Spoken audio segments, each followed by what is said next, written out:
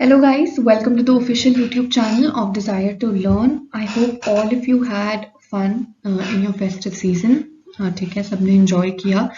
तो ये वीडियो थोड़ा सा delayed है because of the technical glitches, ठीक है, but nonetheless we are here and we have brought a previous year question series for you, जिसमें हमने पिछले 5 years के जो कि है 2022 से 2017 तक आपके CAPF एनडीए और सीडीएस में जितने भी क्वेश्चंस सेल और टिश्यू से आए हैं वो स्पेशली फिल्टर आउट करके एक पूरी सीरीज बनाई है. ठीक है, तो ये क्यों बनाई है, इससे आपको सबसे पहले जब आपने ये सारे चैप्टर्स पढ़ लिए हैं तो आपको क्या आ जाएगा, कॉन्फिडेंस आ जाएगा कि आपकी जो प्रेपरेशन है वो बिल्कुल सही डायरेक्शन में चल रही है, बिल्कुल आपको ये टॉपिक कितना आता है. ठीक है, और एक एनालिसिस हो जाएगा कि कौन से पार्ट्स को आपको रिविजिट करने की जरूरत है, कौन से पार्ट्स को समझने की जरूरत है. और इसमें मैं आपको ये बताऊंगी, ये जो आप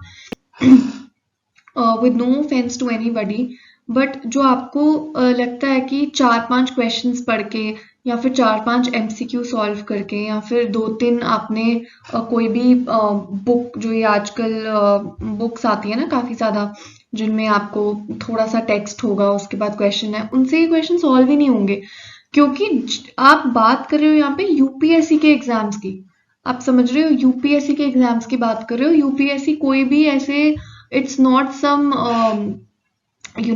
कोई नॉर्मल एग्जामिनेशन बॉडी नहीं है. ये नॉर्मल एग्जाम्स नहीं कंडक्ट करते. इनके हर एक जो क्वेश्चंस होते हैं, हर जो इनका क्वेश्चन होता है बहुत एनालिटिकल होता है. तो बायो के रिस्पेक्ट में भी, अगर बायो आप समझते हो कि एक इजी सब्जेक्ट है, उस रिस्पेक्ट में भी क्वेश्चंस किस तरह के डिटेल आते हैं, जो चीजें आपने एकदम से स्किप कर दी होंगी ना, वो क्वेश्चंस आपको देखने को मिलेंगे. और आपको रियलाइज होगा कि यार उस टाइम पे हमें पढ़ लेना चाहिए था, सारा मटेरियल हमारे सामने था, we should have given some of our time, और हमें पढ़ लेना चाहिए था. ठीक है, तो यही चीज मैं आपसे बार बार कहूंगी that it's a very nice opportunity for all of you कि आपको फ्री में ये कोर्स प्रोवाइड हो रहा है, जहाँ पे आपको इतना इन डेप्थ जो है पढ़ने को मिल रहा है. लॉट ऑफ स्टूडेंट्स जो है, मैंने देखा है इवन ऑन टेलीग्राम या फिर even in the comment section, जो ये बोलते हैं कि हम काफी डेप्थ में जा रहे हैं, बट ये जो हम डेप्थ में जा रहे हैं, it is because this is the demand of your exam. ठीक है, this is not something that जो हम खुद से कर रहे हैं, it is the demand of your exam.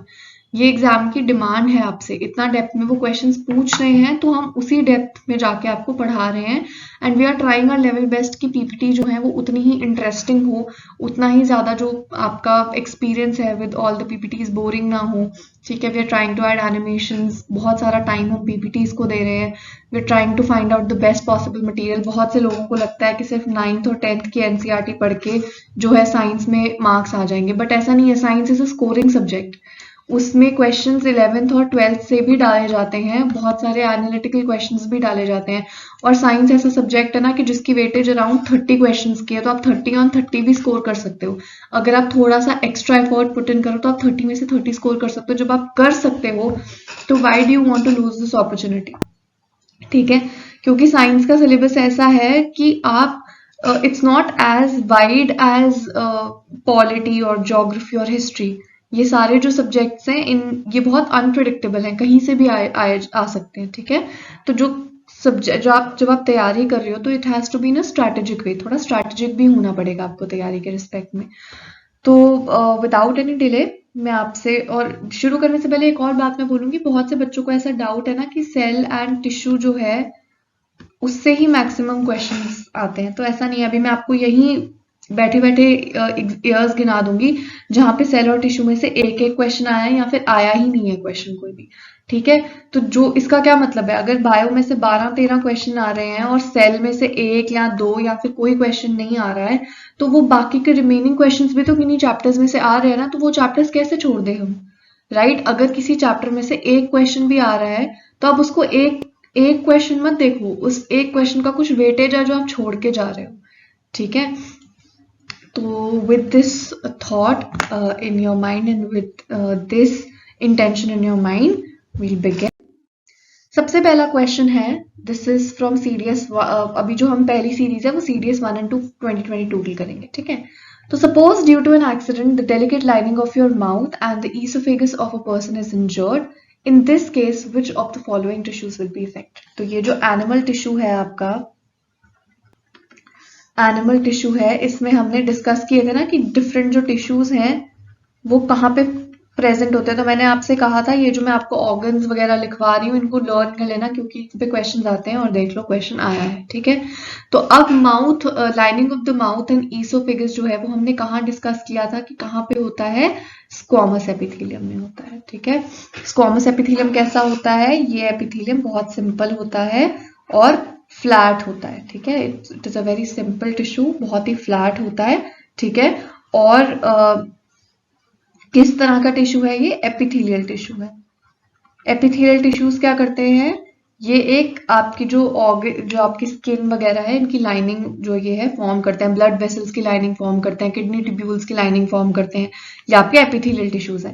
मैं स्क्वामस एपिथेलियम की बात नहीं कर रही हूँ, मैं इन जनरल एपिथेलियल टिश्यू की बात कर रही हूँ। एपिथेलियल टिश्यू क्या होते हैं, लाइनिंग टिश्यूज होते हैं, ठीक है। तो जो भी आपका माउथ है, ईसोफेगस है, इनकी लाइनिंग, या फिर किडनी ट्यूब्यूल्स है, इनकी जो लाइनिंग है ये एपिथेलियल टिश्यूज ही करते हैं आपके। और कौन सा एपिथेलियल टिश्यू है जो ईसोफेगस और लाइनिंग ऑफ द माउथ को लाइन करता है, वो आपका है स्क्वामस एपिथेलियम। और बहुत सारे स्क्वामस एपिथेलियम अगर मैं ऐसे अरेंज कर दूं, ठीक है, तो इनको हम क्या बोलेंगे, इनको बोलेंगे स्ट्रैटिफाइड स्क्वामस एपिथेलियम, ठीक है, stratified squamous epithelium. Next question आपका इसी ईयर में CDS 1 2022 में आया है। Which one of the following statements is correct about cell membrane, ठीक है। It is made up of cellulose, it is permeable structure for all substances, it is flexible and enables the cell to engulf many materials, it does not allow the diffusion of gases like oxygen and carbon dioxide, ठीक है।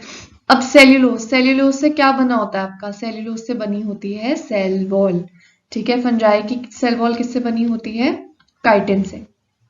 किससे बनी होती है cell wall की जो wall है, fungi की सेल वॉल है, वो बनी होती है काइटिन से, ठीक है। और कमेंट सेक्शन में आप मुझे बताओगे कि एल्गे की सेल वॉल जो है वो किससे बनी होती है, ठीक है। This you all will tell me in the comment section.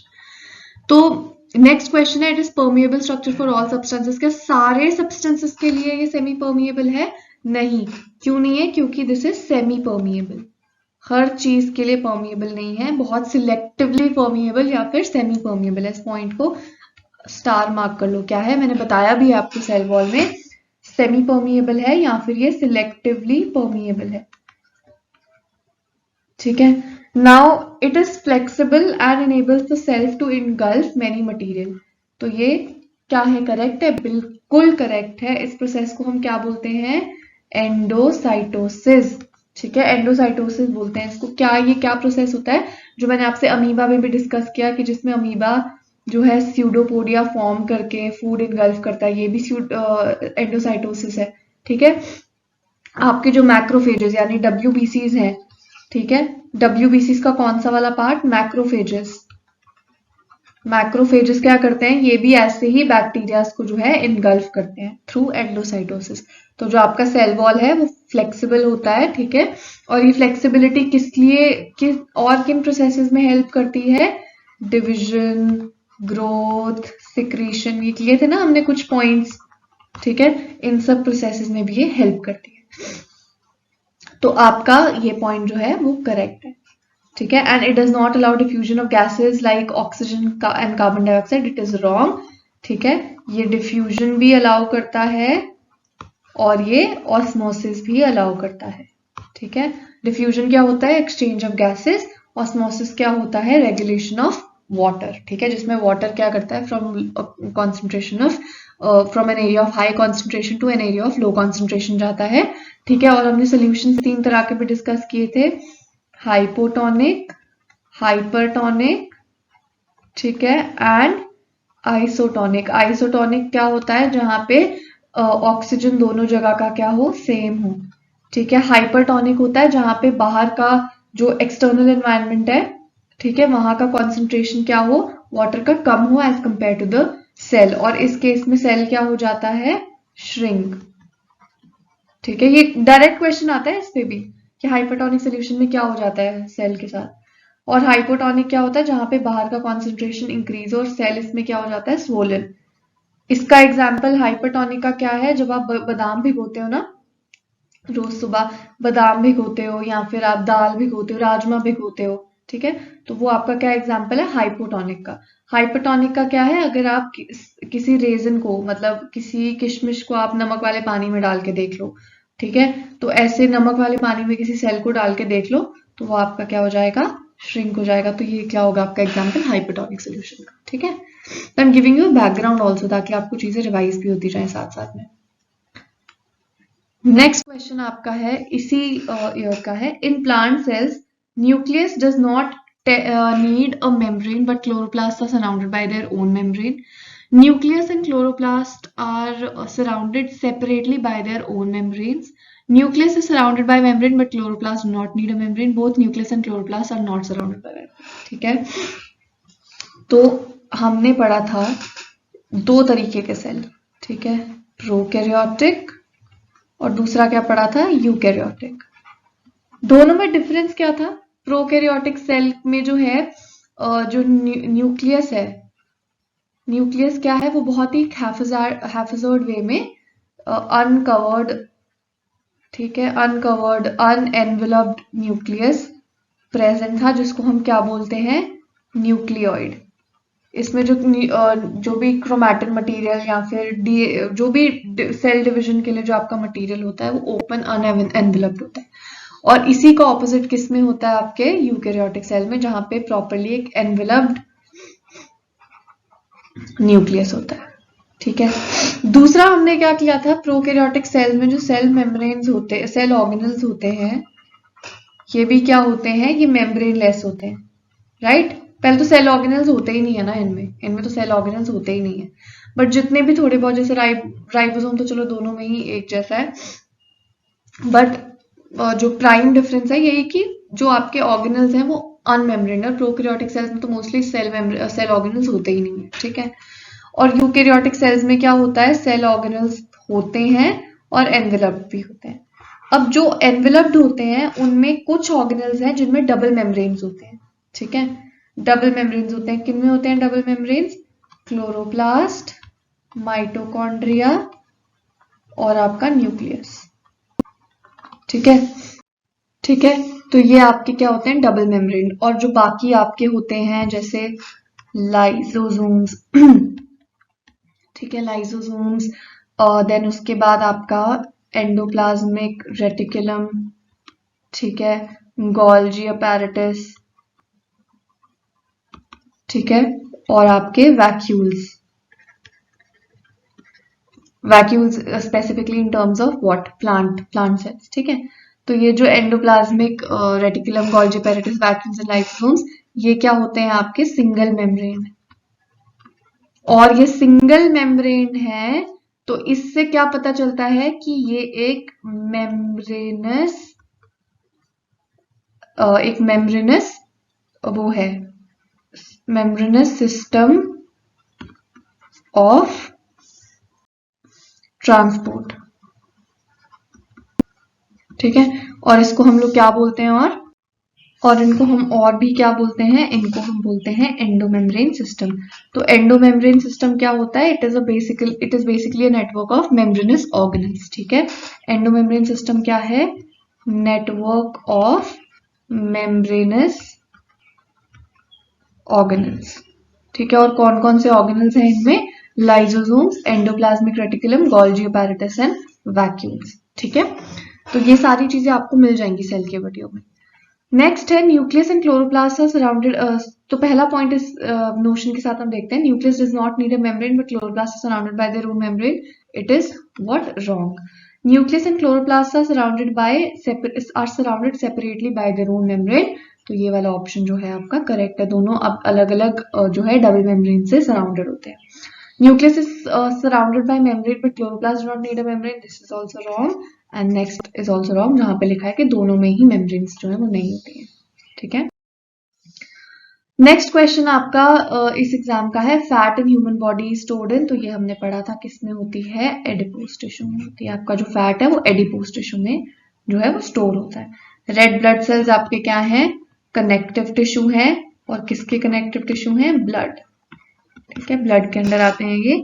फिर उसके बाद आपका मसल टिश्यू है, मस्कुलर जो सिस्टम है आपका, इसमें कौन से आते हैं, smooth muscle cells, skeletal muscle cells, और आपका कौन सा सेल आपका साथ में आता है, कार्डियक मसल्स, ठीक है। और एपिथेलियल टिश्यू में आपका क्या आ गया, squamous epithelium, cuboidal epithelium, columnar epithelium, ciliated epithelium and glandular epithelium, ठीक है। तो ये आपके आ गए कुछ डिफरेंट टाइप्स ऑफ टिश्यूज। तो अब आ जाते हैं हम नेक्स्ट एनडीए में। अब आपने सीडीएस में देखा इतने ही क्वेश्चंस आए हैं, जो आपका सीडीएस है इसमें 2022 में इतने ही क्वेश्चंस आए हैं आपके सेल और टिश्यू से, ठीक है। नेक्स्ट हम आ जाते हैं एनडीए में। A cell is unable to synthesize lipids. Which of its cell organelles might be defective? Now, you tell me कि क्या ये क्वेश्चन सिंपली वो 4-5 लाइनें पढ़ के ऑफ एनी रैंडम बुक क्या ये सॉल्व हो सकता है? नहीं हो पाएगा सॉल्व, जब तक आपने पूरा डिटेल में नहीं पढ़ा होगा नहीं होगा आपसे सॉल्व, ठीक है। माइटोकॉन्ड्रिया क्या करता है, ये एटीपी जेनरेशन में हेल्प करता है, ठीक है। कहाँ करता है, एटीपी जेनरेशन में हेल्प करता है। एटीपी आपका कहाँ कैसे जनरेट होता है, एटीपी आपका कैसे जनरेट होता है, एटीपी आपका जनरेट होता है, ये होता है by a process which is also important, oxidative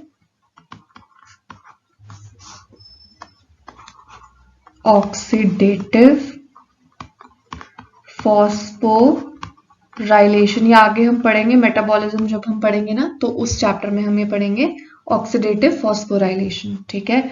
ये आपका आ जाएगा जो माइटोकॉन्ड्रिया, वो बेसिकली इस प्रोसेस के साथ। ये भी हो सकता है कि आपको ना कुछ ऑर्गेनल्स दे दिए जाएं और साथ में उन ऑर्गेनल्स के साथ जो एसोसिएटेड प्रोसेसेस है ना वो आपको दे दिया जाए in the form of match the following. तो और जो एटीपी माइटोकॉन्ड्रिया है वो आपका किस प्रोसेस से एसोसिएटेड है, ATP generation and oxidative phosphorylation, ठीक है।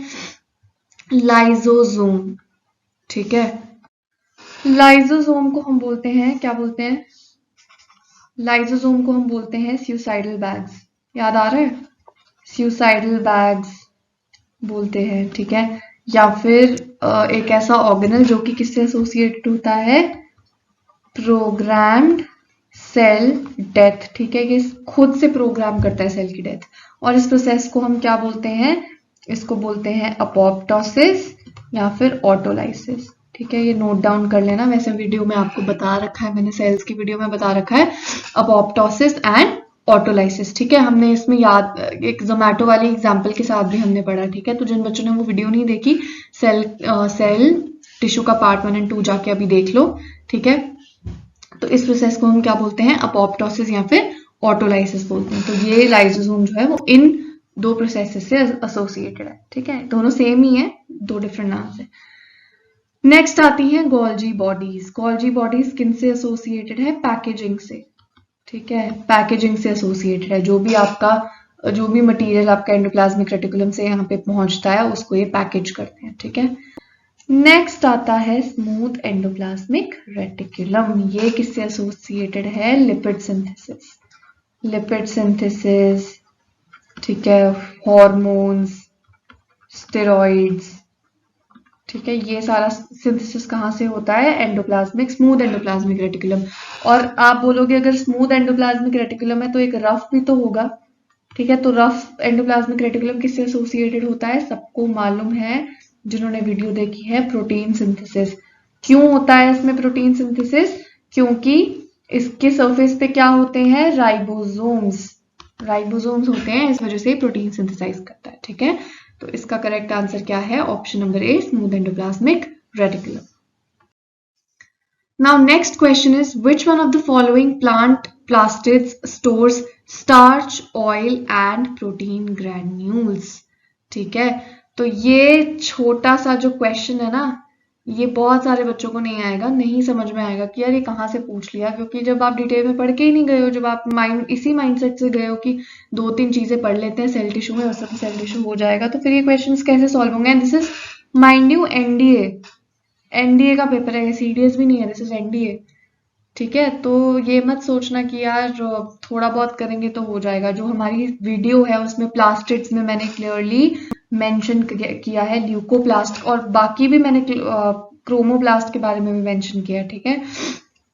तो जो ल्यूकोप्लास्ट है ये आपका क्या करता है, this helps in storage of starch, oil and protein granules. Chloroplast क्या करते हैं, फोटोसिंथेसिस, ठीक है, क्योंकि इनमें क्या होता है, क्लोरोफिल, ठीक है। ल्यूकोप्लास्ट तो बता दिया। क्रोमोप्लास्ट क्या करते हैं, कलर इम्पार्ट करते हैं। जो आपके लीव्स फ्लावर्स में कलर देखते हो ना, ये कहाँ से मिलते हैं, क्रोमोप्लास्ट से मिलते हैं।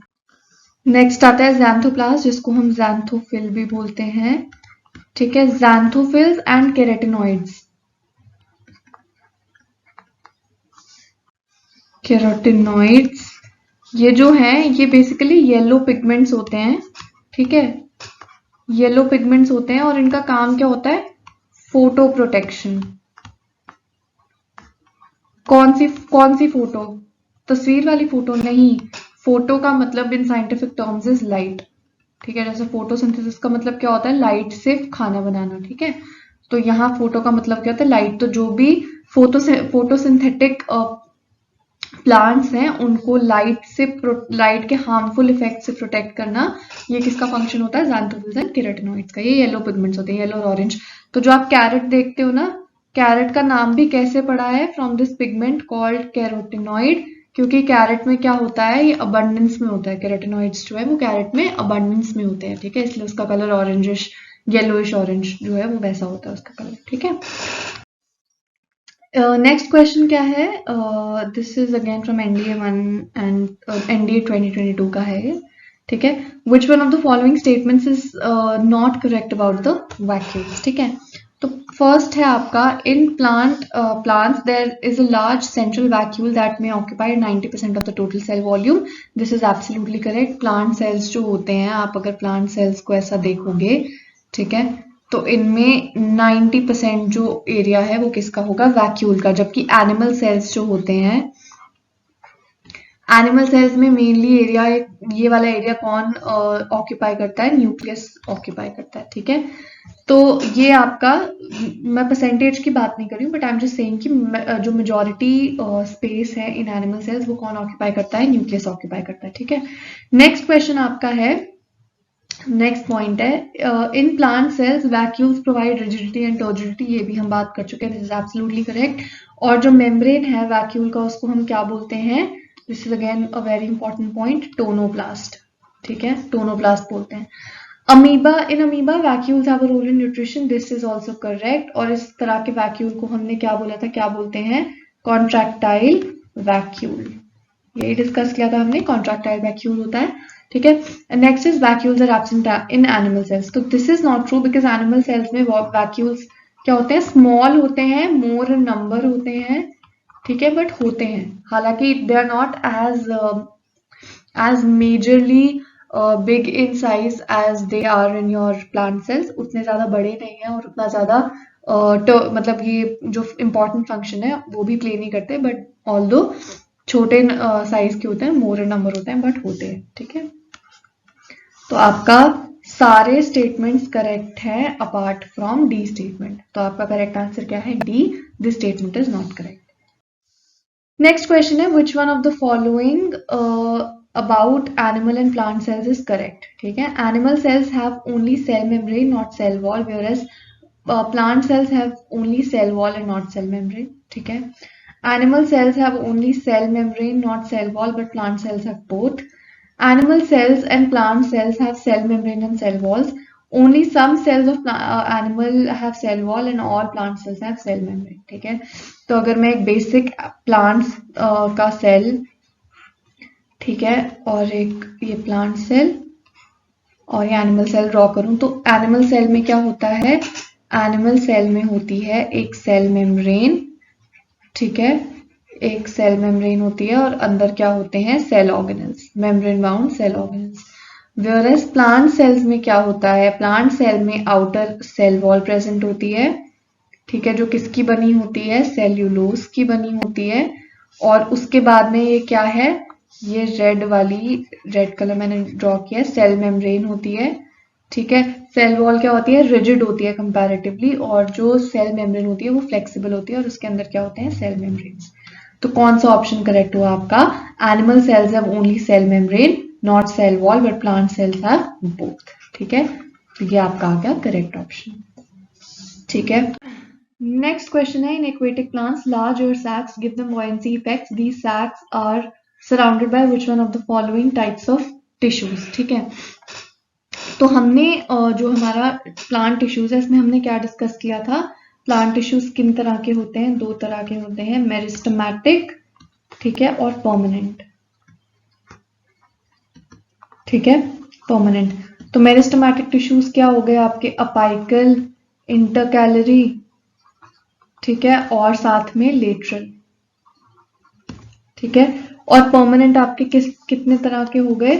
सिंपल परमानेंट और कॉम्प्लेक्स परमानेंट, ठीक है. सिंपल परमानेंट में हमने क्या पढ़े? पेरेन्काइमा,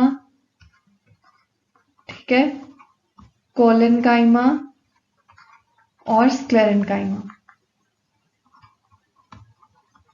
ठीक है. और कॉम्प्लेक्स में हमने क्या पढ़ा? जाइलम एंड फ्लोएम, ठीक है. अब मेरिस्टेमेटिक टिश्यूज क्या करते हैं? ये हेल्प करते हैं आपके सेल डिवीजन में.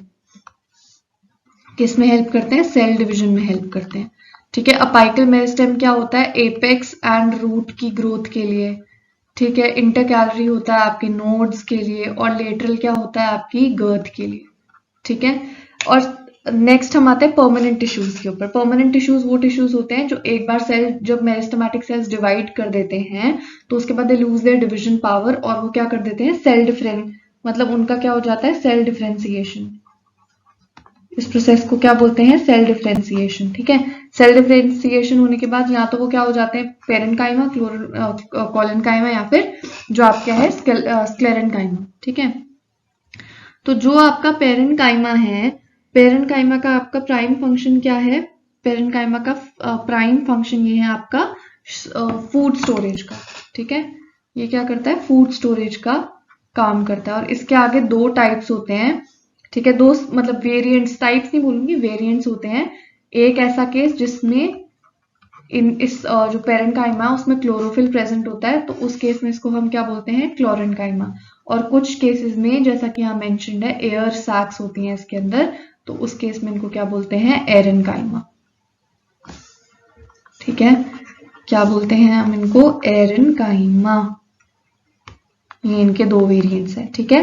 कोलेनकाइमा क्या करता है? ये सपोर्ट प्रोवाइड करता है, एक प्लांट को सपोर्ट प्रोवाइड करता है, फ्लेक्सिबिलिटी एंड दैट सपोर्ट, ठीक है. स्क्लेरेन्काइमा क्या होता है? डेड सेल्स होते हैं, डेड सेल्स होते हैं ये, ठीक है. ये मैकेनिकल सपोर्ट वगैरह प्रोवाइड करते हैं. और जाइलम क्या करता है? जाइलम आपका water and solute, water and solute, और फ्लोएम क्या करता है? फूड, ठीक है. तो ये आपका मोटा मोटा आपका प्लांट टिश्यू का मैंने ग्लिम्स दे दिया. तो इसका आंसर क्या करेक्ट होना चाहिए? इसका आंसर होना चाहिए एरेन्काइमा. And what is एरेन्काइमा? It is a type of parenchyma tissue, ठीक है. It is a type of parenchyma tissue. Next है, which one of the following will be resulted when an animal cell is surrounded by medium with lower concentration of water? तो ये आ गया ना आपका वो question जो हम डिस्कस कर रहे थे. अब मैंने अगर एक एनिमल सेल को, ठीक है, किसी ऐसे मीडियम में डाला है जहां पानी का कॉन्सेंट्रेशन लो है, ठीक है. पानी मतलब ये मैंने एक पेट्री डिश रख दी, इसमें वाटर है, ठीक है, और इसमें मैंने एक एक एनिमल सेल डाल दिया. बट जो वाटर, जो पानी का कॉन्सेंट्रेशन, अब पानी का कॉन्सेंट्रेशन और पानी का वॉल्यूम दो डिफरेंट चीजें हैं, ठीक है. एक पेट्री डिश में पानी का volume will as it is be more than that of the animal cell, but water concentration का मतलब क्या होता है? वो हम जब कॉन्सेंट्रेशन की बात करते हैं तो कितना डाइल्यूट और कितना कॉन्सेंट्रेटेड है उस टर्म्स में बात करते हैं, ठीक है. तो आपका ये जो मैंने अगर सेल डाल दिया, ठीक है, और बाहर का जो मीडियम है उसका कॉन्सेंट्रेशन कम है, तो ये कैसा सोल्यूशन बन गया? हाइपरटोनिक बन गया. क्यों? क्योंकि हाइपरटोनिक सोल्यूशन में ही सराउंडिंग मीडियम का concentration of water is less than that of the cell. तो जब ऐसा होगा तो क्या होगा? पानी क्या करेगा? पानी आपका सेल से बाहर जाने लगेगा, है ना. जब पानी सेल से बाहर जाने लगेगा तो सेल ऑटोमेटिकली क्या हो जाएगा? श्रिंक हो जाएगा, ठीक है. तो ये क्या है? The cell will lose water and the cell will shrink. इसका एक और वेरिएंट आपको बता देती हूँ, यही कि या तो इसमें श्रिंक के टर्म्स में बात होगी, या फिर वाटर लूज होगा या गेन होगा इसके रिस्पेक्ट में क्वेश्चन होगा, या फिर सोल्यूशन किस टाइप का है उसके रिस्पेक्ट में। अब इसके 3 वेरिएंट्स बन सकते हैं क्वेश्चन के, ठीक है। अगर यही क्वेश्चन रखूं तो मैं इसके 3 तरह के ऑप्शंस और बना देती हूँ, ठीक है। Hypertonic, hypotonic, isotonic, none of the above, ठीक है। और एक और टाइप इसका इस तरह का आ सकता है कि cell will shrink, swell or remain the same, none of the above, ठीक है। तो आपका क्या है, या तो क्वेश्चन इस तरह का होगा, which one of the following will be resulted when an animal cell is surrounded by a medium with lower concentration, ठीक है। तो या तो इसमें आएगा कि the cell will shrink, the cell will swell, the cell will remain unchanged, none of the above। या तो क्वेश्चन इस तरह का होगा, which one of the following solution, what is the name of the solution which is resulted when an animal cell is surrounded by a medium with lower concentration of water। और यहाँ पे options आपके solution आ जाएंगे, hypotonic, hypotonic, isotonic and none of the above. और तीसरा variant तो जो क्वेश्चन में ऑलरेडी आया हुआ है उस तरीके का आ सकता है, ठीक है। इस टाइप में यही 3 ऑप्शंस के साथ आपको क्वेश्चन आ सकता है, या फिर इनके कॉम्बिनेशन में आ सकता है, ठीक है। कॉम्बिनेशन में भी आ सकता था, जैसे the cell will lose water, रुको मैं इसको इरेज करके यहाँ लिख देती हूँ। हो सकता था यहाँ पे ऐसे ऑप्शन आता था, cell will lose water slash swell up. तो आपको मालूम है कि अगर वो सेल वाटर लूज करेगा तो स्वेल अप तो नहीं होगा, तो ये ऑप्शन गलत हो जाता। हो सकता है कि यहाँ पे आपका आया होता the cell will shrink and will lose water, ठीक है। तो आपको मालूम हो जाता कि ये ऑप्शन आपका करेक्ट है। और यहाँ पे हो सकता था the cell will gain water and will shrink, तो यू विल आपको ऑटोमेटिकली समझ में आ जाएगा कि अगर सेल ने वाटर गेन किया तो वो श्रिंक कैसे होगा, ठीक है। तो ये कुछ वेरिएंट्स जिनके हिसाब से क्वेश्चन आ सकता है। The digestive enzyme, next question आपका है, the digestive enzymes are present in. तो हमने क्या पढ़ा था, माइटोकॉन्ड्रिया किस प्रोसेस से एसोसिएटेड है, ऑक्सीडेटिव फॉस्फोराइलेशन, ठीक है, फॉस्फोराइलेशन के साथ एसोसिएटेड है, ठीक है। वैक्यूल्स किसके साथ एसोसिएटेड है, टर्जिडिटी एंड रिजिडिटी, ठीक है। राइबोसोम्स प्रोटीन सिंथेसिस, और लाइसोसोम्स किसमें है, अपोप्टोसिस, ठीक है, ऑटोलाइसिस, ठीक है, सेल डेथ। तो इन सब में से सेल डेथ के लिए क्या ही यूज होगा, डाइजेस्टिव एंजाइम्स, डाइजेशन, सेल को डाइजेस्ट करने के लिए एंजाइम्स की जरूरत किसको पड़ेगी, तो वो ऑब्वियसली लाइसोसोम को पड़ेगी, ठीक है। इनको हम सुसाइडल बैग्स, सुसाइडल सैक्स, ये सारा कुछ भी बोलते हैं, ठीक है। नेक्स्ट क्वेश्चन है, which of the following combinations are correctly represent the genetic materials in prokaryotic and eukaryotic cell respectively, ठीक है। तो क्या मतलब है, इसका मतलब यह है कि जो पहला वाला ऑप्शन है वो आपका प्रोकैरियोटिक को रिप्रेजेंट कर रहा है और दूसरा वाला आपका यूकैरियोटिक को कर रहा है। बहुत ही सिंपल सी बात है, ठीक है, कि अब देखो न्यूक्लियोइड है, ये तो आपको मालूम है न्यूक्लियोइड किससे एसोसिएटेड है, प्रोकैरियोटिक सेल से एसोसिएटेड है, ठीक है। तो ये दोनों ऑप्शंस तो एलिमिनेट ही हो गए, ठीक है, ये दोनों ऑप्शंस तो एलिमिनेट हो गए, क्योंकि हमें मालूम है कि भाई प्रोकैरियोटिक जो सेल है उसमें उसके जेनेटिक मटेरियल को हम न्यूक्लियोइड बोलते हैं, ठीक है। ये नोट भी कर लेना स्टार मार्क करके, ठीक है, ये तो हमें मालूम हो गया। तो ऑप्शन बी एंड सी आपने एलिमिनेट कर दिया, ठीक है। अब दूसरा आपका आता है क्रोमैटिन और न्यूक्लियोलस। अब ये दोनों ही चीजें यूकैरियोटिक सेल्स में प्रेजेंट है ना, बट अब यहाँ पे जिनमें दिमाग होगा, जिन्होंने चीजें अच्छे से पढ़ी होंगी, डिटेल में इन डेप्थ पढ़ी होंगी, शॉर्टकट वाला काम नहीं किया होगा, उनको मालूम होगा कि अरे न्यूक्लियोलस तो सिर्फ एनिमल सेल्स में प्रेजेंट होता है, ठीक है, प्लांट सेल्स में तो न्यूक्लियोलस होता ही नहीं है, जबकि क्रोमैटिन प्लांट सेल्स में भी होता है और एनिमल सेल्स में भी होता है, करेक्ट, ठीक है। तो एक much clear representation of the eukaryotic cell का क्रोमैटिन मटेरियल का genetic material would be chromatin, ठीक है, क्योंकि ये प्लांट सेल में भी होता है, एनिमल सेल में भी होता है, बट न्यूक्लियोलस आपका सिर्फ एनिमल सेल्स में होता है, प्लांट सेल्स में नहीं होता है। This is the importance of studying in depth and being very clear with your concept. से आपका सीएपीएफ का क्वेश्चन है, ठीक है। यूपीएससी ऐसे सस्ते क्वेश्चंस नहीं पूछती यूपीएससी, ठीक है, यूपीएससी कभी भी सस्ता क्वेश्चन नहीं पूछती है, बट आपको अपनी नॉलेज में इतना कॉन्फिडेंस होना चाहिए कि आप जो मर्जी क्वेश्चन पूछ लो, मैंने जब ये चैप्टर पढ़ लिया है तो मैं इसके सारे क्वेश्चन करके ही मानूंगा या मानूंगी, ठीक है। This is the level of, आप ये एक्सपेक्ट मत करो कि क्वेश्चन ही आसान आना चाहिए, यार मैं 10 क्वेश्चन पढ़ के गया हूँ। हम जब एग्जाम देने जाते हैं हम प्रे करते हैं कि भगवान जी वही आए जो मैंने पढ़ा है। वो एटीट्यूड चेंज कर दो अपना, आप ये प्रे करो कि भगवान जी जो मैंने पढ़ा है मुझे give me that amount of strength कि जो मैंने पढ़ा है वो मैंने इस तरीके से मैं पढ़ूं कि जितने भी डिफिकल्ट क्वेश्चन आ जाए मैं वो क्लियर कर लूं। क्योंकि जब आप आसान क्वेश्चन, क्या होता है ना, हमारा माइंडसेट ऐसा होता है, साइकोलॉजी हमारी ऐसे रन करती है कि जो चीज हमको आती है ना हम वो सॉल्व करके ना खुद को ही, we are constantly trying to convince our self कि यार हमें आता है, हमें आता है। आसान क्वेश्चन सॉल्व करते जा रहे हैं, जो क्वेश्चन 1000 बार पूछे गए हैं, जो क्वेश्चन मतलब बहुत ही सिंपल है, बहुत ही बेसिक है, वो कर करके हम अपना कॉन्फिडेंस गेन करें कि यार हो जाएगा हो जाएगा, जबकि रियलिटी बहुत डिफरेंट है, ठीक है। रियलिटी बहुत ज्यादा डिफरेंट है। जब आपने सेल और टिश्यू का चैप्टर किया, करो प्रीलिम्स के क्वेश्चन सॉल्व करो। जब आपने इतने डेप्थ में आप पढ़ोगे तो आप प्रीलिम्स के क्वेश्चन सॉल्व करो। सही कॉन्फिडेंस ना आपको तब आएगा, जो कॉन्फिडेंस है ना लाइफ में, इन जनरल लाइफ में, जो एग्जाम एंजाइटी होती है, समझ में नहीं आता आपको क्या, वो वेयर एम आई रॉन्ग, वो आपका एटीट्यूड रॉन्ग है।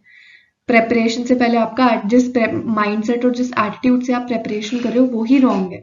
आप ये कॉन्फिडेंस रखो कि मैं क्यों सिर्फ 10 एमसीक्यू करके पेपर देने जाऊं, जबकि मेरे पास सारा मटेरियल है, सब कुछ मेरे सामने पड़ा है, तो मैं क्यों नहीं वो टाइम निकाल के वो चीज करूंगा या करूंगी कि मैं एक डिफिकल्ट से डिफिकल्ट एग्जाम के क्वेश्चन सॉल्व कर लूं, ठीक है। क्यों आप वो माइंडसेट नहीं रखोगे अपने अंदर? तो इस माइंडसेट के साथ पढ़ो कि आपको जो भी क्वेश्चन, जैसा भी क्वेश्चन आ जाए आप वो क्वेश्चन सॉल्व कर लो। अब जिन लोगों ने पढ़ा है उनके लिए 2 सेकंड का भी खेल नहीं है, ये क्वेश्चन 2 सेकंड का भी खेल नहीं है। बट अगर जिन्होंने नहीं पढ़ा डेप्थ में, वो हो जाएंगे कंफ्यूज, ऑप्शन नंबर ए और सी में हो जाएंगे कंफ्यूज। फिर या तो कुछ बच्चे सट्टा लगाएंगे कि चलो यार ये कर लेते हैं, ये कर लेते हैं, किस्मत चल गई तो मिल जाएंगे नंबर, नहीं मिले तो नेगेटिव हो जाएंगे। और कुछ बच्चे वो भी करेज नहीं शो करेंगे, वो छोड़ ही देंगे इस क्वेश्चन को, ठीक है। तो इस तरीके से अपनी प्रेपरेशन इन डेप्थ करो कि ये सारे क्वेश्चंस आपसे फटाफट हो जाए, क्योंकि ये स्कोरिंग सब्जेक्ट है, साइंस आपका बहुत ज्यादा स्कोरिंग सब्जेक्ट है। नेक्स्ट क्वेश्चन आपका आता है CAPF 2022 का, lysosomes are sacs of the cell filled with digestive enzymes, these digestive enzymes are synthesized by, ठीक है। अब जो मैं आपसे मेंशन करी थी ना कि यूपीएससी जो है वो उतने आसान क्वेश्चंस नहीं पूछता, तो अब इस क्वेश्चन को ध्यान से देखना, ठीक है। ऑल्दो मैंने सोचा था कि बायोमोलिक्यूल्स एंड डाइजेशन के चैप्टर में मैं डिस्कस करूंगी, but now since it is come up तो हम इसको डिस्कस कर लेते हैं। यहाँ एक वर्ड है एंजाइम्स, जिसका मतलब आपको बायोमोलिक्यूल्स में पता चलेगा, बट अभी मैं बता देती हूँ। बेसिकली एंजाइम्स क्या होते हैं? प्रोटीन्स होते हैं। Enzymes are proteins, all enzymes are proteins, ठीक है। अभी फिलहाल के लिए इतनी स्टेटमेंट आपके लिए जानना जरूरी है इस क्वेश्चन के लिए, ऑल एंजाइम्स आर प्रोटीन्स, ठीक है। All proteins are not enzymes, ठीक है। इसकी सिंपल एनालॉजी है, all mangoes are fruits but all fruits are not mangoes। और अभी जैसे आपकी टेलीग्राम यूट्यूब पे वेन डायग्राम की क्लास हुई है, तो अगर वेन डायग्राम के फॉर्म में मैं बताऊं तो ये आपका आ गया प्रोटीन, ठीक है, और ये अंदर वाला आ गया आपका एंजाइम, ठीक है। तो all enzymes are proteins but all proteins are not enzymes, ठीक है। अब ये समझ में अगर आपको आ गया कि enzymes proteins है, तो क्या आपको ये समझ में आ गया कि proteins कहाँ synthesize होते हैं? Rough endoplasmic reticulum. It was that simple of a question, अगर आपको ये बेसिक जो है वो पता होगा, ठीक है। अब लाइजोसोम की अगर मैं बात करूं, तो हमने गोल्जी बॉडीज जब पढ़ा था तब हमने ये पढ़ा था कि लाइजोसोम्स जो हैं वो कहाँ सिंथेसाइज होते हैं? गोल्जी अपैरेटस में, ये पढ़ा था हमने। तो इस चीज से कंफ्यूज नहीं होना। क्यों नहीं होना? क्योंकि आर आपका क्या करता है? एंजाइम सिंथेसाइज करता है, और वो एंजाइम्स गोल्जी अपैरेटस में जाके कैसे रिलीज होते हैं, वेसिकल के फॉर्म्स में। जब वो एंजाइम्स आपस में फ्यूज होके एक लार्ज वेसिकल बना देते हैं, उनको हम क्या बोलते हैं, लाइसोसोम्स। ठीक है, तो लाइसोसोम्स कहाँ सिक्रीट होते हैं, गोल्जी अपैरेटस में, बट लाइसोसोम्स के जो एंजाइम्स है वो कहाँ सिक्रीट होते हैं, रफ एंडोप्लाज्मिक रेटिकुलम में। ठीक है, तो इसका आंसर क्या है आपका, रफ एंडोप्लाज्मिक रेटिकुलम। ठीक है, तो कैसे क्वेश्चन आपका एक चैप्टर से ना आते हुए मल्टीपल चैप्टर्स की अंडरस्टैंडिंग के साथ फॉर्म हो रहा है, ये भी चीज यहाँ पे एक बार देख लो। ठीक है, नाउ अगेन नेक्स्ट क्वेश्चन है, phloem tissues are mostly responsible for the transport of, तो हमें पता है वाटर एंड मिनरल्स कौन ट्रांसपोर्ट करता है, जाइलम, और जाइलम का मूवमेंट क्या है, यूनिडायरेक्शनल। ठीक है, और फूड कौन करता है, फूड करता है फ्लोएम, और फ्लोएम का मूवमेंट कैसा है, ट्रांसलोकेशन है। ठीक है, मल्टी डायरेक्शनल यहाँ पे ट्रांसलोकेशन है। ठीक है, एक ही जगह पे नहीं होता।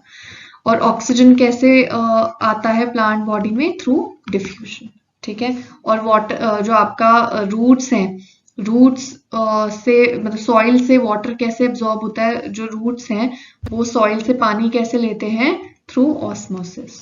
ठीक है, ठीक है, तो प्लांट बॉडी के अंदर, inside a plant body transport कैसे होता है, जाइलम से, और जब हम सॉइल एंड रूट के बीच का एक्सचेंज करते हैं तो वो कैसे होता है, थ्रू ऑस्मोसिस।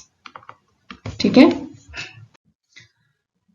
तो नेक्स्ट है आपका CAPF का question, which of the following best represents the cell of a meristematic plant. तो मैंने जब आपको मेरिस्टेमेटिक प्लांट बताया था तो मैंने आपको क्या कहा था कि ये these are highly active in terms of what, cell division. ठीक है, सेल डिविजन के टर्म्स में बहुत एक्टिव होते हैं। तो कोई भी चीज अगर सेल डिविजन करना है उस चीज को, तो उसको सबसे पहले तो क्या होना पड़ेगा, एक प्रोमिनेंट और एक लार्ज न्यूक्लियाई होना पड़ेगा उसके पास। ठीक है, प्रोमिनेंट न्यूक्लियाई होना चाहिए। दूसरी बात, रिजिडिटी नहीं होनी चाहिए उसमें, रिजिड नहीं होना चाहिए क्योंकि उसको डिवाइड करना है। तो अगर रिजिडिटी नहीं होनी चाहिए उसमें, तो उसमें सेल वॉल क्या होनी चाहिए, थिन होनी चाहिए, और वैक्यूल क्या होना चाहिए, एब्सेंट होना चाहिए। हालांकि प्लांट सेल्स में vacuole is very very prominent, but in cells में वैक्यूल क्या होता है, एब्सेंट होता है। और साइटोप्लाज्म क्या है, डेंस है, क्योंकि इतने सारे रिएक्शंस होने ना, सेल डिविजन होना, तो cytoplasm has to be dense. ठीक है, तो आपका ऑप्शन नंबर 1 इज करेक्ट। क्या ये हमने बिल्कुल क्लियरली मैंने आपसे ये डिस्कस किया था, डिटेल में डिस्कस किया था इन योर प्लांट टिश्यू, जब हमने मेरिस्टेमेटिक सेल्स की बात की थी। ठीक है, तो ये चीज आप लोग ध्यान में रखना। अब आते हैं आपका CDS 1 एंड 2 2021। तो ये वाली वीडियो में तो मुझे लगता है कि शायद हम 2 ईयर्स कवर कर पाएंगे, 2022 एंड 2021, क्योंकि वीडियो ऑलरेडी काफी लंबी हो चुकी है। ठीक है, तो जो बाकी ईयर्स है वो हम पार्ट्स में जो है नेक्स्ट वीडियोस में करते जाएंगे। Cell wall is not present in which of the following. अब देखो, बैक्टीरिया है, बैक्टीरिया क्या होता है आपका, प्रोकैरियोटिक। क्या होता है, प्रोकैरियोटिक। अब प्रोकैरियोटिक सेल्स की जो ऑर्गेनाइजेशन वो कैसी होती है, कैप्सूल होता है, फिर सेल वॉल होती है, और फिर क्या होता है, सेल मेम्ब्रेन होती है। राइट, तो बैक्टीरियल वॉल में सेल वॉल होगी। प्लांट्स में तो होती है, सेल्यूलोज की होती है, फंजाई में भी होती है, काइटिन की होती है। अब एल्गे में किस तरह की होती है वो आप मुझे कमेंट में बताने वाले हो। और ह्यूमंस में क्या सेल वॉल होती है, ह्यूमंस में सेल वॉल नहीं प्रेजेंट होती। विच of the following organelles have their own DNA and ribosomes. तो ये हम पहले भी डिस्कस कर चुके हैं, ये कौन से दो होते हैं, माइटोकॉन्ड्रिया एंड प्लास्टिड्स। और इसके साथ में आपका किसके पास होता है, न्यूक्लियस के पास भी होता है। ठीक है, न्यूक्लियस प्लास्टिक लिख दिया मैंने सॉरी, प्लास्टिड्स और न्यूक्लियस और माइटोकॉन्ड्रिया, इसके पास अपने ओन DNA एंड राइबोसोम्स होते हैं। ठीक है, तो इसका आंसर क्या है आपका, mitochondria and plastids. Osmosis is the process of movement of water. ठीक है, अगेन यही क्वेश्चन ऑस्मोसिस पे तो हमने क्या किया था, इसकी डेफिनेशन ही है ये। ठीक है, osmosis is a process in which water moves from an area of high concentration to the area of low concentration. इसमें मैंने, आप अगर सेल की वीडियो देखोगे, बहुत ही इंटरेस्टिंग एग्जाम्पल्स के साथ मैंने ये डिस्क्राइब किया है। जिन बच्चों ने देखा है they already know how interesting it is, and जिन बच्चों ने नहीं देखा, I please suggest that you go and watch it right now. ठीक है, तो from an area of high concentration, ठीक है, टू द लो कॉन्सेंट्रेशन। और किसके थ्रू ये कॉन्सेंट्रेशन अकर करती है? Through a semi permeable membrane, जिसको हम बोलते हैं सेल मेम्ब्रेन। ठीक है, तो higher concentration to its lower concentration, this part is correct through cell wall. No, it does not take place through cell wall. Lower concentration to higher concentration, ये शुरुआत में ही ऑप्शन गलत है। Higher concentration to lower concentration through a fully permeable membrane. अब बहुत बच्चे ना, मेरे को मालूम है, बहुत बच्चे ना यहाँ देखेंगे, अच्छा higher concentration, lower concentration, permeable, ये option, and they won't even bother to look at the next option. But ये फुली परमिएबल भी तो है ना। हमें what are we looking for? We are looking for semi permeable या फिर selectively permeable. तो option number D is correct, from an area of higher concentration to lower concentration to a semi permeable membrane. Which of the following is the structure of a cardiac muscle? ठीक है, तो cardiac muscle आपकी कैसी दिखती है? तो कैसी दिखती हैं आपकी कार्डियक मसल्स? कुछ इस तरह की दिखती हैं, ऐसे होती हैं। ठीक है,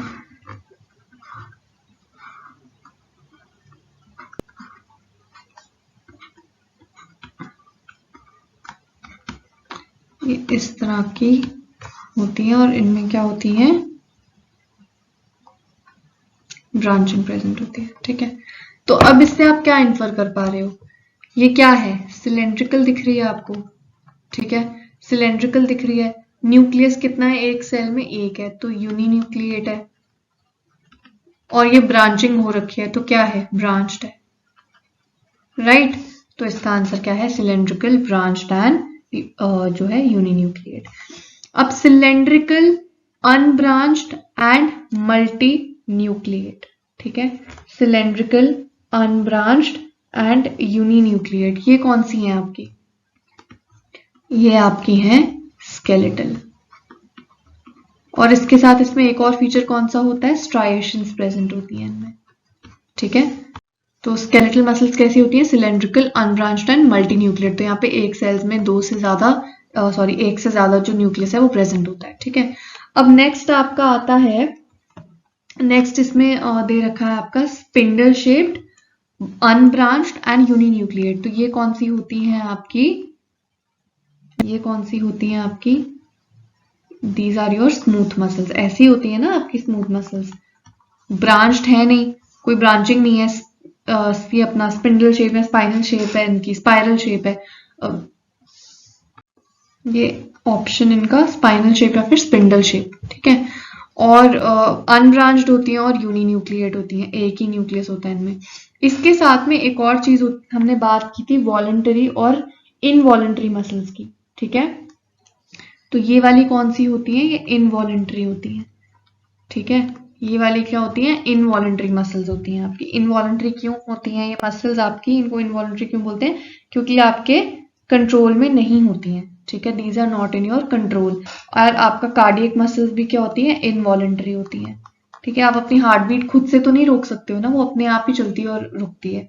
और साथ में आपका आता है स्केलेटल मसल्स, ये आपकी कौन सी होती है? वॉलंटरी।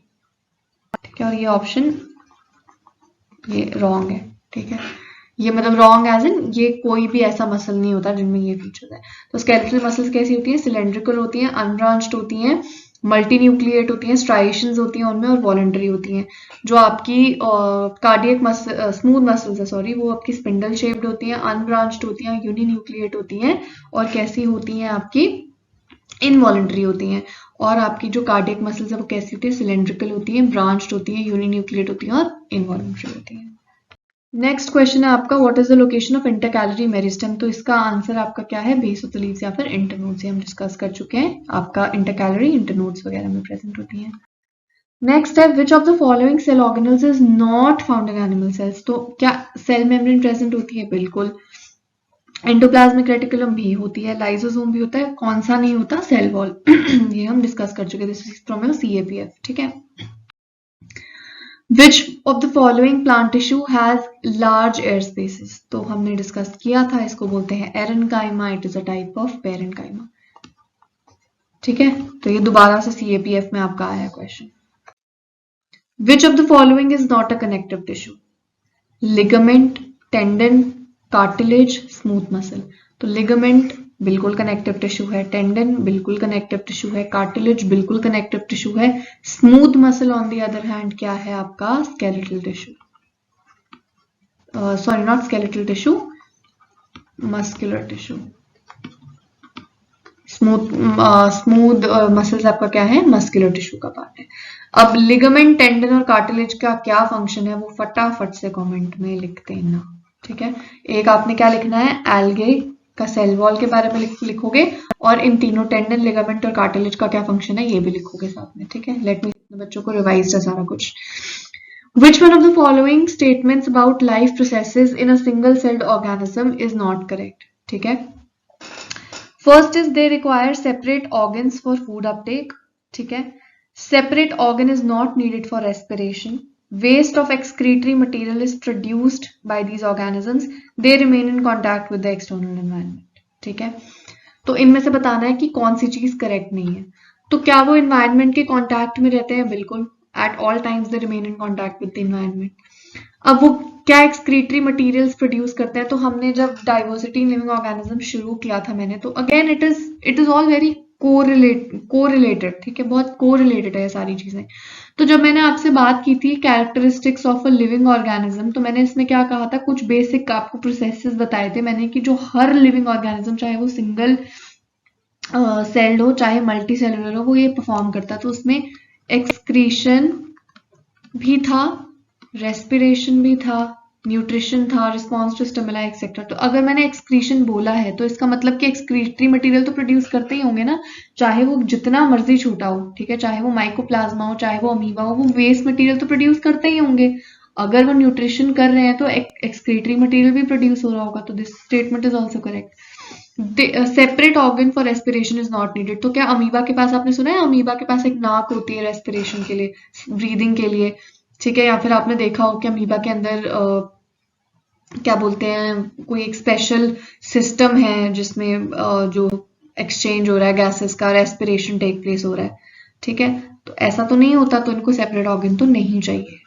और दे require separate organ for food Uptake. तो ऐसा भी नहीं है कि अमीबा के पास एक प्रॉपर मुंह है जिसके अमीबा के पास दांत है, मुंह है जिससे वो फूड ले रहा है, उसको चू कर रहा है। तो ऐसा ऑर्गन तो जरूरत नहीं है उनको। तो correct answer is this, they require separate organ for food Uptake. It is absolutely wrong. ठीक है, नेक्स्ट आपका ये एनडीए का अगेन क्वेश्चन है। In mitochondria ATP synthesizing chemical reactions take place in. तो जब आपने ये सेल और टिश्यू का चैप्टर जब हमने सेल पढ़ा था, तो मैंने आपको माइटोकॉन्ड्रिया में बताया था कि जो माइटोकॉन्ड्रिया, इसके दो मेम्ब्रेन्स होते हैं, आउटर और इनर। और इनर में क्या होता है? बहुत सारी इनफोल्डिंग्स होती हैं, सरफेस इनफोल्डिंग्स होती हैं जहाँ पे केमिकल रिएक्शंस होते हैं। ठीक है, तो यहाँ पे केमिकल रिएक्शंस कहाँ होते हैं? इनर मेम्ब्रेन में। और ये इनफोल्डिंग्स क्या करती हैं? ये सरफेस एरिया इंक्रीज करती हैं for the entire process, for oxidative phosphorylation surface area increase करती है। और इन इनफोल्डिंग्स का नाम क्या होता है? क्रिस्टे। ठीक है, और गोल्जी अपैरेटस में जो ये इस तरीके का स्ट्रक्चर होता है, इनको क्या बोलते हैं? सिस्टर्ने। ठीक है, तो cristae is mitochondria, cisternae is Golgi apparatus. ठीक है, तो इसका answer is inner membrane. Next is squamous epithelium cells are found in the lining of. तो ये हम पहले भी शुरू में डिस्कस कर चुके हैं, ईसोफेगस। और ये तीनों किस में होते हैं? या अगर आपको पता है तो वेरी गुड, नहीं पता है तो go watch the video and you will find out कि ये सारी चीजें, ये जो बाकी small intestines, duct of salivary gland, kidney tubules हैं, इनकी लाइनिंग किस एपिथेलियम से होती है आपको मालूम पड़ेगा। Transformation of meristematic cell into specific permanent tissue occurs by the process of. ठीक है, तो ये मैं आपसे डिस्कस कर चुकी हूँ एक वीडियो में, I don't remember, I think plant kingdom के वीडियो में या फिर डाइवर्सिटी ऑफ लिविंग ऑर्गेनिज्म के पार्ट 2 में शायद मैं आपसे डिस्कस कर चुकी हूँ कि ये जो प्रोसेस होता है, जब मेरिस्टेमेटिक टिश्यूज हैं ये जब परमानेंट टिश्यू में कन्वर्ट होते हैं ना, तो ये किससे होते हैं? इस प्रोसेस को बोलते हैं सेल डिफरेंशिएशन। सेल डिफरेंशिएशन क्या होता है कि एक पर्टिकुलर सेल को एक पर्टिकुलर फंक्शन जो है वो अलॉट हो जाता है। ठीक है, इसको हम बोलते हैं सेल डिफरेंशिएशन। सेल डिवीजन नहीं होगा, सेल डिवीजन का मतलब होता है सेल डिवाइड करना आपस में। Cell multiplication is again a synonym of cell division. और सेल रीजनरेशन का मतलब कोई एक सेल जो है वो रीजनरेट हो रहा है, मतलब फ्रॉम अ स्टेट ऑफ इनएक्टिवनेस वो वापस से रीजनरेट हो रहा है। जैसे लिवर सेल्स होते हैं, आप अगर लिवर का छोटा सा पार्ट काट दोगे तो वो सेल्स वापस से रीजनरेट हो जाएंगे और जो सेल है उसको कंप्लीट कर, मतलब लिवर जो है वो वापस से फॉर्म हो जाएगा, ठीक है। This is called regeneration. But जो ट्रांसफॉर्मेशन होती है ऑफ मेरिस्टेमेटिक, क्योंकि मेरिस्टेमेटिक के बाद जब वो permanent tissue, specific permanent tissue बन जाता है तो उनका एक स्पेसिफिक काम हो जाता है, तो उसको हम बोलते हैं सेल डिफरेंशिएशन। नेक्स्ट क्वेश्चन है, if a human blood cell is placed in 2% detergent solution, what will happen to the RBC? अब आप बताओ कि इस क्वेश्चन में तो कॉन्सेंट्रेशन के भी रिस्पेक्ट में नहीं डाला है, चीजें कॉन्सेंट्रेशन के रिस्पेक्ट में भी नहीं लिखी है कि हाई कॉन्सेंट्रेशन है, लो कॉन्सेंट्रेशन है।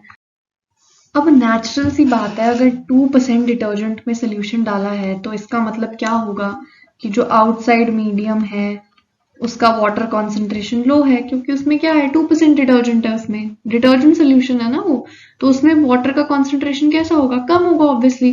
तो जब वाटर का कॉन्सेंट्रेशन कम होगा तो ये क्या बन जाएगा, हाइपरटोनिक सोल्यूशन। और अगर हाइपरटोनिक सोल्यूशन बनेगा तो सेल क्या होता है हाइपरटोनिक में, श्रिंक, ठीक है, द आरबीसी विल श्रिंक। अब इसमें मैं 3 केसेस लिख ही देती हूँ आपके लिए ना, हाइपोटोनिक, हाइपरटोनिक और आइसोटोनिक, ठीक है। सबको इसमें सब कुछ अनचेंज्ड है, अनचेंज्ड। हाइपरटोनिक में outside concentration is less, outside water concentration is less and cell will shrink। और water कहाँ पे होगा, cell will lose water, ठीक है, क्योंकि अगर ये सेल है और इसको मैंने हाईली मतलब low concentration solution, low water concentration solution में डाला है, तो पानी obviously from an area of high concentration that is cell to the low concentration जो कि बाहर का एनवायरनमेंट है वहां चला जाएगा, राइट। अब हाइपोटोनिक के केस में क्या होगा, outside concentration is more, the cell will swell and cell will gain water, ठीक है। तो ये अपनी नोटबुक में लिख लेना, तो आपके लिए इजी हो जाएगा क्वेश्चंस करना। नेक्स्ट क्वेश्चन है, which one of the following tissues is known as the basic packaging tissue and is found in xylem and phloem, ठीक है। तो अब आप सबको ये बात मालूम है, ऑल ऑफ यू नो कि जो बेसिक पैकेजिंग टिश्यू है, चलो मान लिया कि बहुत से बच्चों को नहीं मालूम होगा कि बेसिक पैकेजिंग टिश्यू जो है वो कौन सा होता है, बट आपको ये तो मालूम है ना कि जाइलम और फ्लोएम में दोनों में एक टाइप ऑफ सेल जो है वो कॉमन है, और वो कौन सा है, पेरेन्काइमा, ठीक है, xylem parenchyma and phloem parenchyma, right. ये बात आप सबको पता है, तो इसका आंसर क्या है, parenchyma. Even if you don't know कि बेसिक पैकेजिंग टिश्यू कौन सा होता है, कॉमन सेंस के बेसिस पे क्वेश्चन हो सकता है, which one of the following tissues is known as basic packaging and is found in both xylem and phloem, तो it is your xylem parenchyma. Xylem collenchyma तो होता नहीं है, ना ही जाइलम स्क्लेरेन्काइमा होता है, और वेसल्स भी दोनों में प्रेजेंट नहीं होते, कौन सा प्रेजेंट होता है, पेरेन्काइमा सेल। और also make a note of it that parenchyma cells जो होते हैं बेसिकली ये आपके basic food storage and packaging cells होते हैं, ठीक है। This was all about this video, ठीक है, डोंट वरी। मैंने आपसे जैसे स्टार्टिंग में कहा था कि हम 2017 तक के करेंगे, ये वीडियो ऑलरेडी लॉन्ग हो चुका है, समवेयर अराउंड 1 आवर का ड्यूरेशन हो चुका है इस वीडियो का, एंड उसके beyond it becomes very difficult to sit and you know take note of things, ठीक है। तो इसलिए पार्ट्स में करेंगे इसको। तो आज जो है हमने वो 2022 एंड 2021 कवर किया है। नेक्स्ट वीडियो में हम 2020 और 2019 कवर करेंगे, और उसके बाद हम 2018 और 2017 कवर करेंगे, ठीक है। साइमल्टेनियसली आपका चलता रहेगा। तो I will see you guys in the next video. If you like this video, please like, share and subscribe to our YouTube channel. You can also follow us on the social media accounts of Instagram and Telegram, जहाँ पे सारी PDFs, quizzes वगैरह जो भी daily updates आपको मिलेंगे, ठीक है।